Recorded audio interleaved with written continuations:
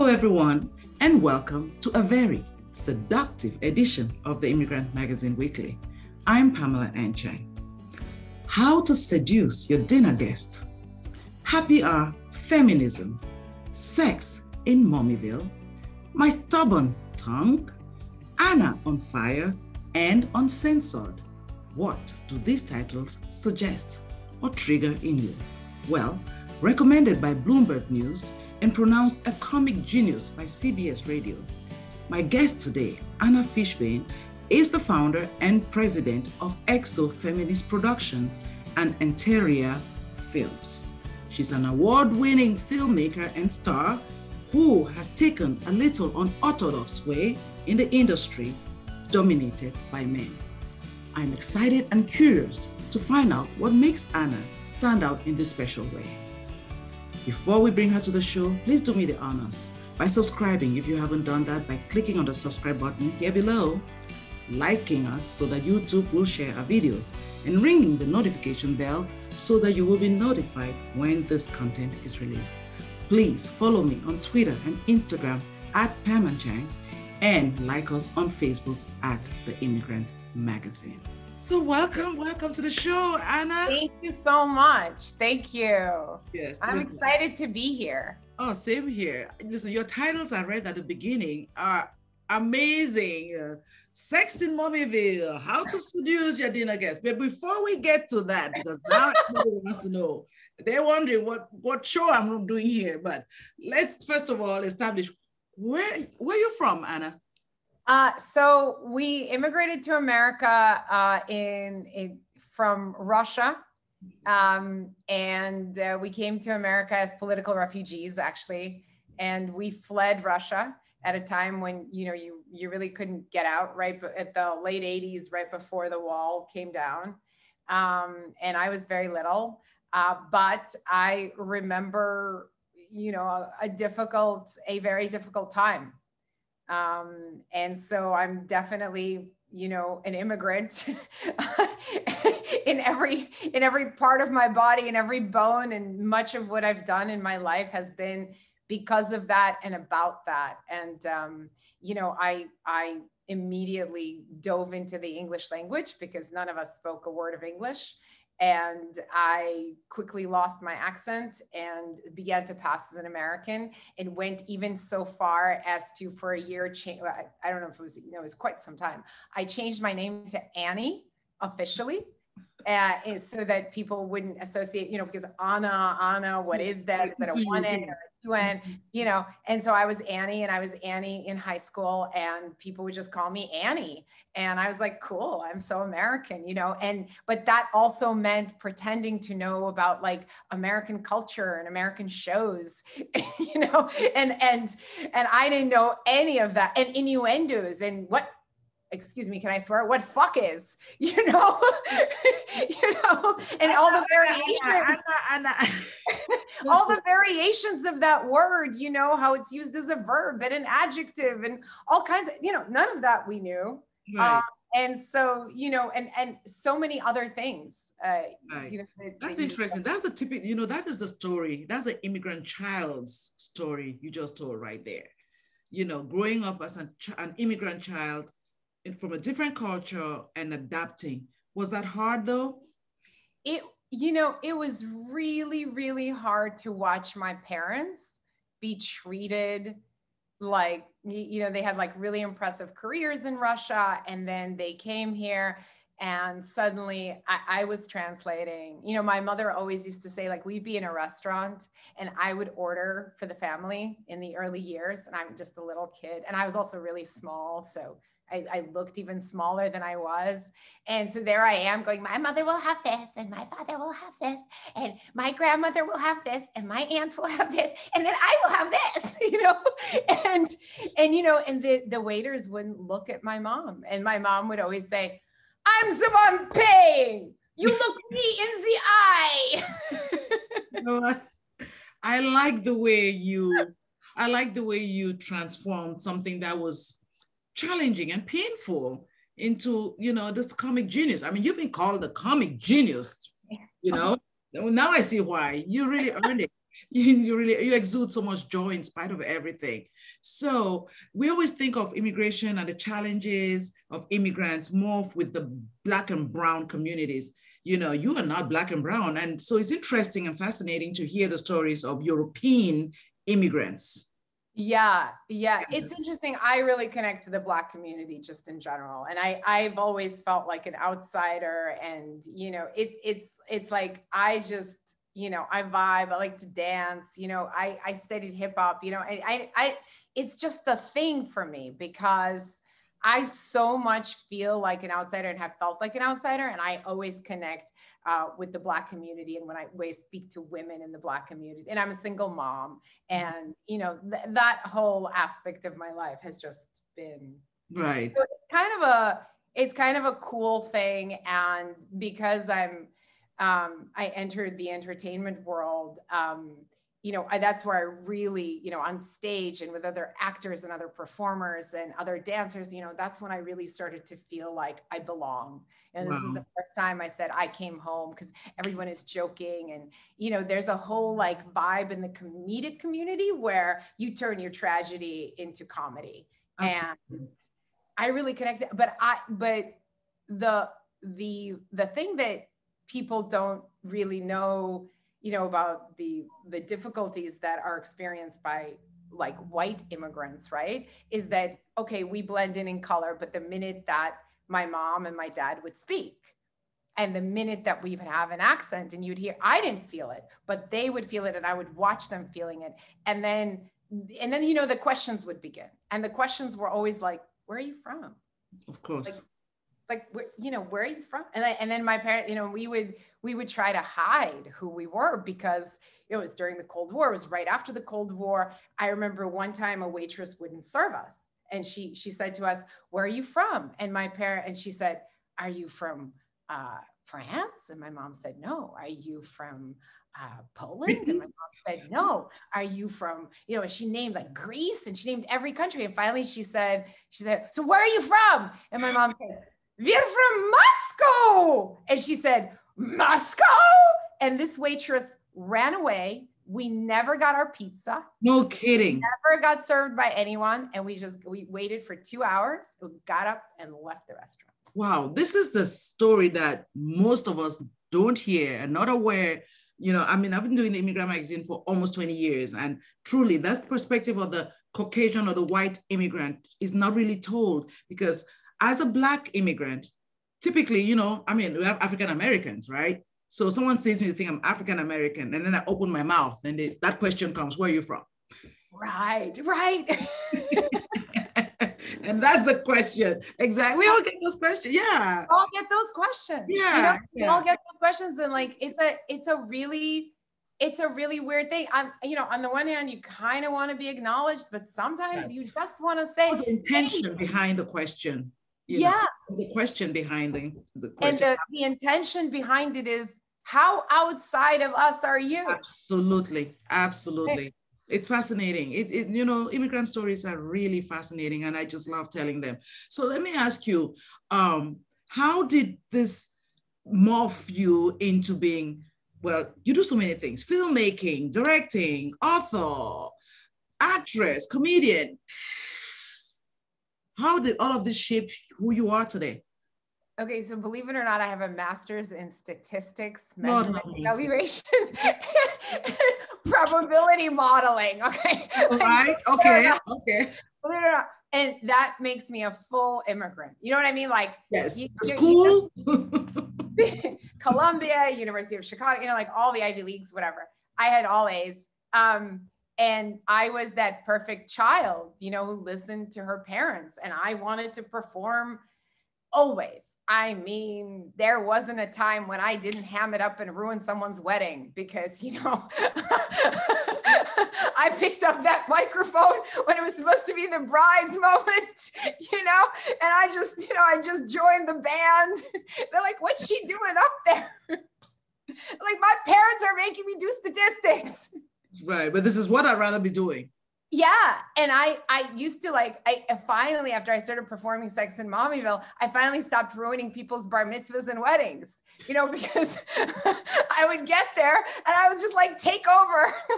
I was like, I have nowhere to pour that in, But you guys got music and you got an audience, and that's all I need. Oh my gosh. That's so funny because I have done a plethora of interviews, and of course, most of them immigrants.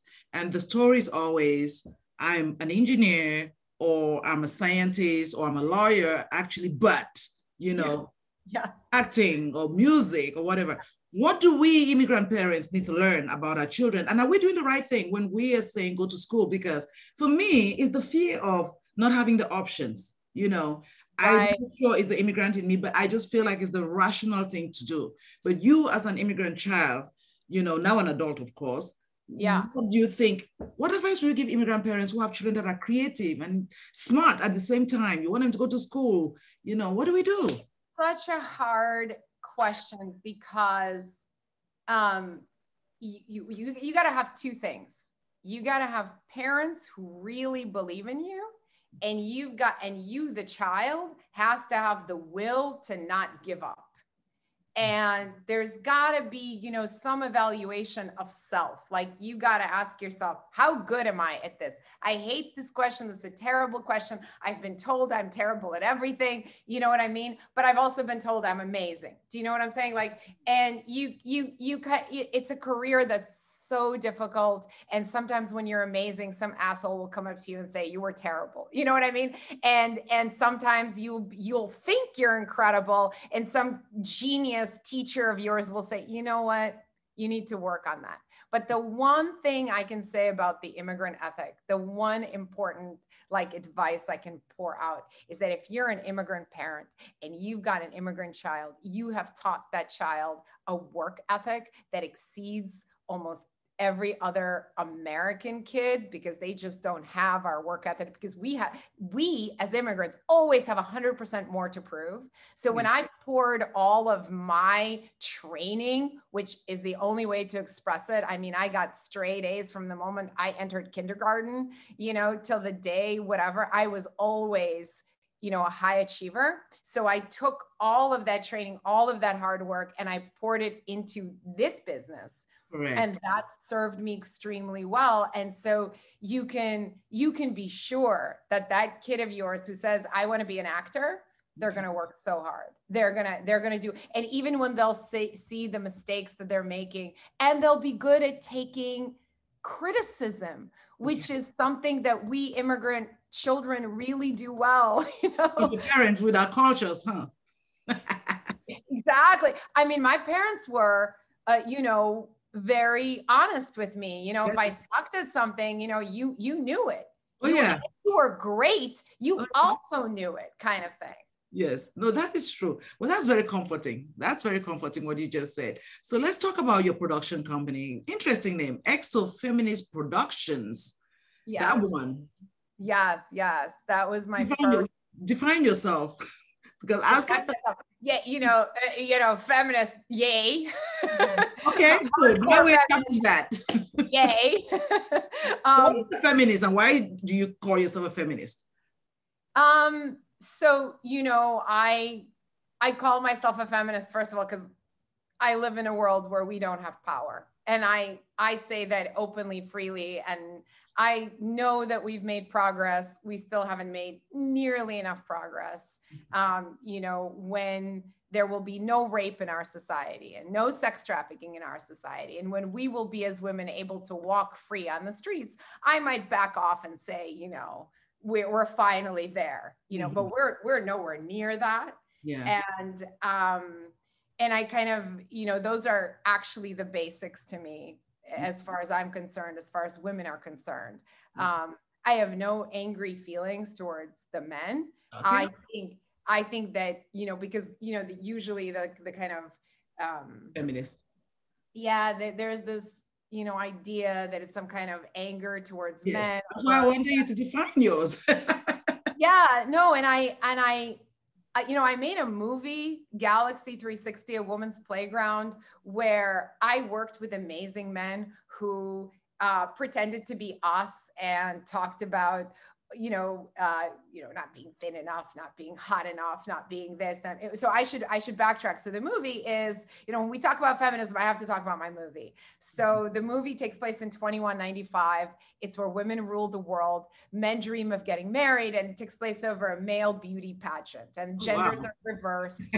Men are worried about being touched and being grabbed, and they're worried about their girlfriends not committing to them. And they're worried about getting that ring, because they don't have access to money and power. Because in a world where women rule, it looks exactly like ours. But when you put it into the hands of women, and then you put it into the hands of men, and you really reverse it, you really feel it. Right. Because it's like, oh my God, the men, even the actors would say, my God, is this what you guys have to go through? And we would say, yeah, like every day.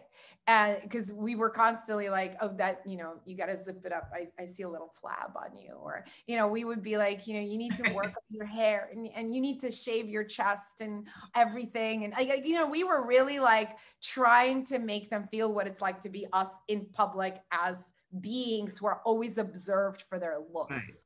Isn't it interesting, not to cut you, but isn't it interesting that most times people say women are better managers, that women do this well, but yet how many women do we have in positions of power? Like you said, lack of power, women not having that power, So my question, therefore, with your production company, are you producing content for women, about women, with women? What does your production company do?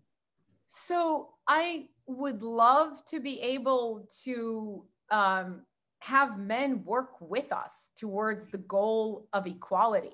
I would love to be able to have a world where we don't have to apologize for running for office. We don't have to say words like, I'll be really good at running this country, even though I am a woman. Where when I am the CEO, I don't have to say, hey, sorry, I have a period, but I'm the CEO of this company. I would like to live in that world. I'd like to live in a world where we are not grateful for getting power.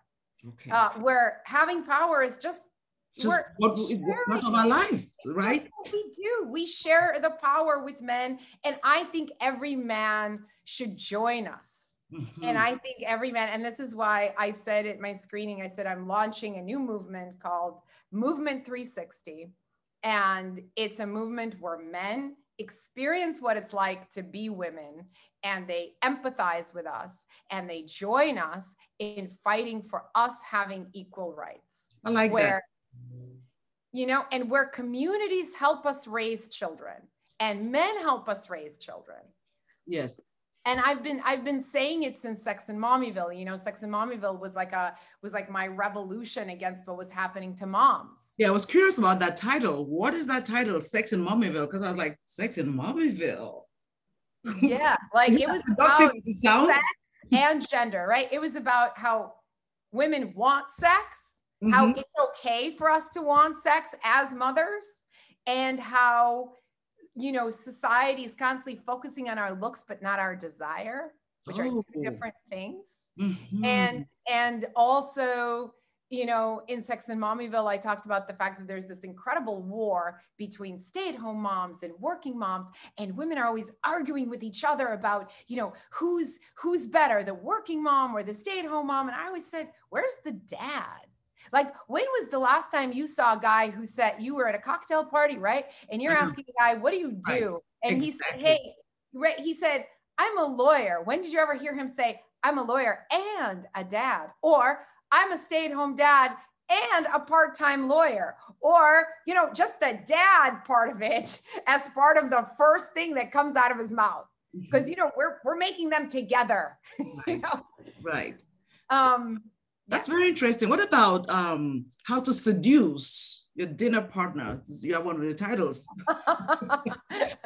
I just was like, whoa. I just want to make fun of men. There's going to be a class about how to be seductive.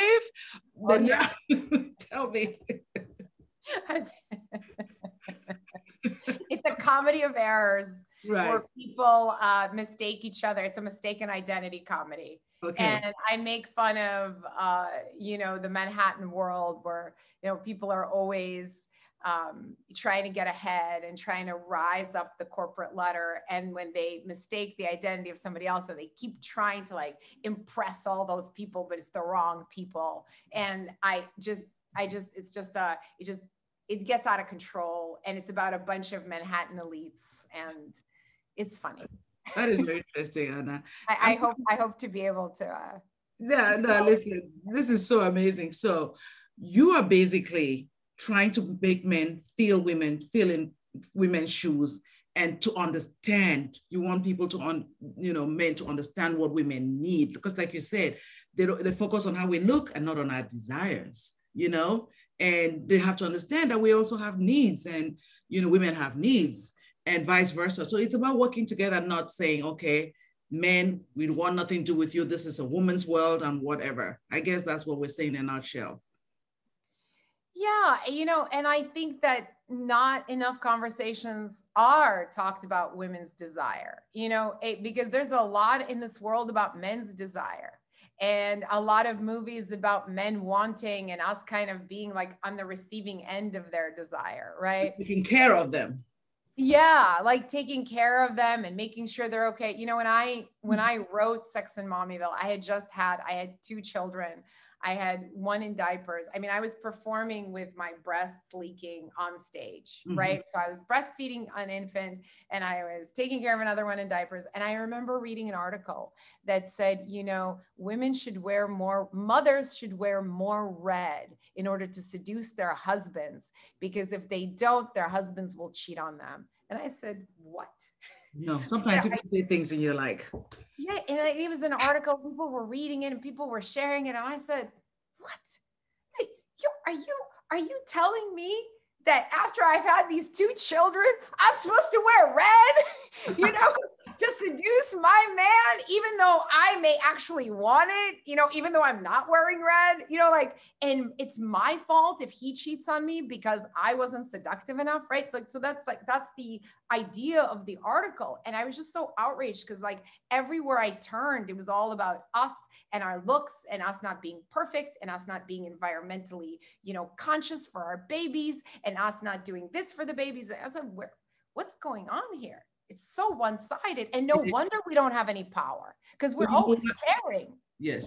What's even more scary is we, with the women, are the ones sometimes that also have accepted, and then we impose these values on our children, on our daughters, and our sons. So, Anna, what do you want women to take away from you, from your work?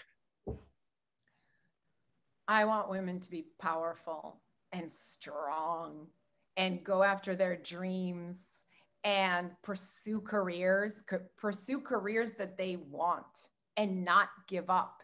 And because along the way, it is so hard, because we fall in love, and sometimes we want to stay home, and we don't want to, maybe we don't want to go to work. But I always say this, and I say this to women, it's a cry for all of us.